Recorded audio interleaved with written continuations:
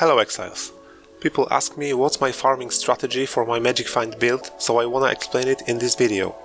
Please keep in mind that this is a standard league strategy. It's possible to do a similar strategy on temporary leagues, but you won't get a backed quantity map which is legacy now. There are plenty of good farming and earning strategies even with non-Magic Find builds, and I don't think that mine is the best. I just wanna show what works for me and what do I currently do. Main strategy is to drop corrupted items for 6 links. Every body armor and two-handed weapon that is corrupted has a 1 to 44 chance to be 6 linked. This means that we want many corrupted items so we can drop 6 links and vendor them for the divine orbs, because every 6 link is 1 divine orb at the vendor. Maps are the 100% delirious ones.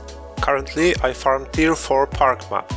It does not consume Sextant uses Harvest Craft mod, which saves a lot of Sextants. It has 5 delirium orbs applied. Personally I choose 5 delirium orbs for currency drops. It has Fractured Beyond mod on it. If you wanna farm Nemesis currency mod, you can use Fractured Nemesis mod instead. This map has backed quantity, which means it's about 200% quantity on every rare copy. This is a legacy mod and it cannot be crafted anymore. There are also legacy backed rarity and backed monster pack size maps in the game. This map also has 35% quality crafted at the Syndicate. I make copies of the base map with a Fractured Fossil combined with Bloodstained Fossil. Bloodstained Fossil is for found items have 10% chance to drop corrupted in area. This mod is basically a 6 links source. The Prophecy is Valwinds for even more corrupted items. I don't hunt for every single Tempest, I just let it trigger and run the map normally, and it just affects some of the loot. There are too many 6 links anyway. For example, I dropped 98 6 links in one map recently. Here are the map fragments that I use. Gilded Bridge Scarab, Gilded Harbinger Scarab, Elder Scarab. You can use Rusted, Polished or Gilded, it doesn't matter because Scarab tier only affects amount of the influence items, and they all spawn same amount of Elder Portals, which is what we want here. The last fragment is a free choice. I pick Gilded Perandus 1 for more monsters. Another good idea as a 4th fragment is to use Mortal Grief. It's cheap and it adds 10% IQ, not 5% like Scarabs and Sacrifice fragments. Zana Device mod is Beyond.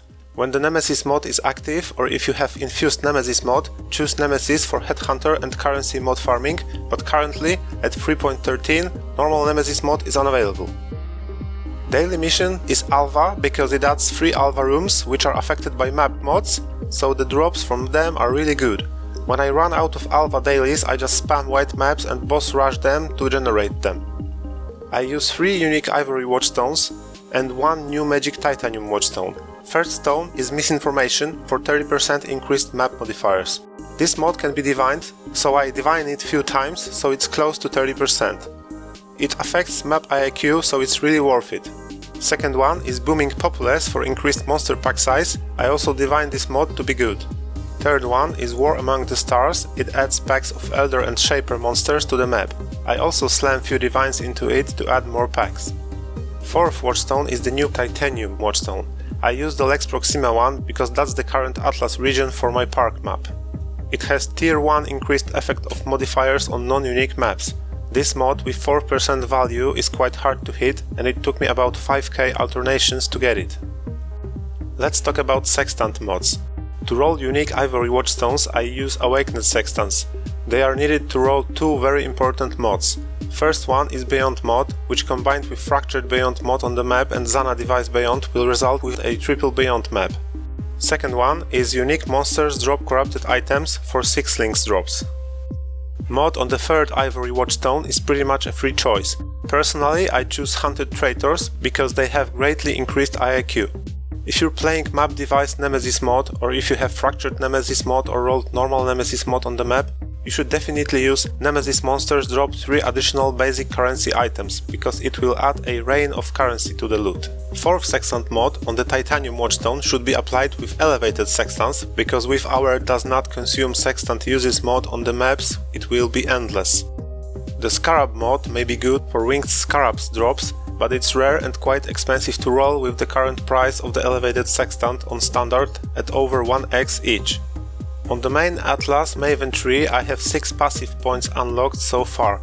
max passives is 12 points. For low tier farming, 4 points is just what I need. They are Secrets of the Stones for 25% increased Watchstone modifiers, Close Allies to generate more daily missions, and Enduring Influence, which is not needed because we don't consume Sextant uses. So technically 4 passive points for this strategy is quite enough. Here's the leveling priority. Now let's have a look at the Lex Proxima Atlas passives. They are Invading Force, Gatekeepers, and Within Their Grasp. Invading Force is really nice because it buffs breaches size and monster density.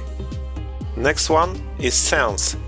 It's very good because it affects and touches monsters with tormented spirits, which increases their IQ.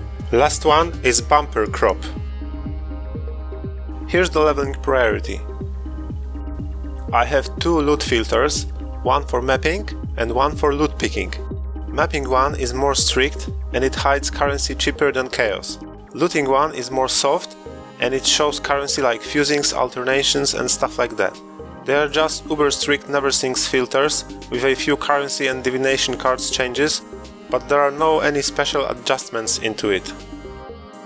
Because of the fact that I drop over 56 links per map on average, after I clear the map I relog to my other character that doesn't have any weapons or armor and I equip 6 links as armor and 2 weapons.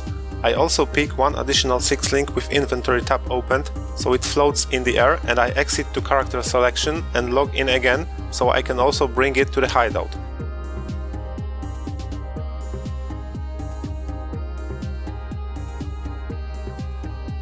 It's also possible to pick the weapon and click the portal very fast, but it doesn't work every time. With this method, it's possible to pick 10 6 links on one portal, so at the best possible scenario that on the first portal we pick 8 6 links, 6 in the inventory, 1 in the offhand and 1 in the air, and 10 6 links on every another portal, it's possible to pick 58 6 links in one map. This is all I had to show. If you wanna know which build do I use to farm these maps, the link to the detailed video guide and the forum thread is in the description, in the pinned comment and at this video's end screen. Also stay tuned for the next video, where I will open 1000 The Gambler card sets versus 1000 stacked deck cards. Will it be worth it? Let's find out soon! This is it for now. Thanks for watching and see you in the next one, Exiles. Bye!